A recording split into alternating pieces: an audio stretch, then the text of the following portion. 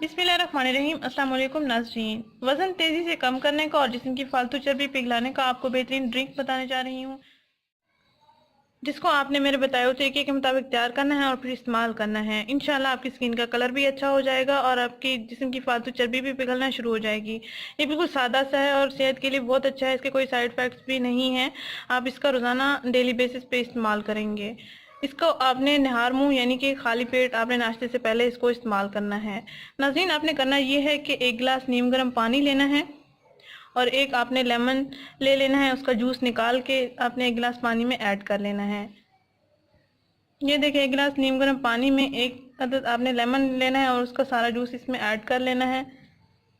अच्छा सा ये मिक्सचर तैयार हो जाएगा। अगर आप इसमें टेस्ट लाना चाहते हैं मीठे का तो आप इसमें आधा चम्मच शहद भी ऐड कर सकते हैं। बेहतरीन रिजल्ट्स पाने के लिए आप रोज़ाना इसका इस्तेमाल करेंगे डेली बेसिस पे। आप अगर इसका इस्तेमाल करेंगे तो आपके जिस्म की फालतू चर्बी पिघल जाएगी। अगर आपका पेट लटका हुआ है तो पेट की स्किन भी ठीक हो जाएगी। नाज़रीन, अगर ये वीडियो आपको पसंद आई है तो इसको लाइक करें, चैनल को जरूर सब्सक्राइब करें, इस वीडियो को जरूर शेयर करें। शुक्रिया, अल्लाह हाफिज़।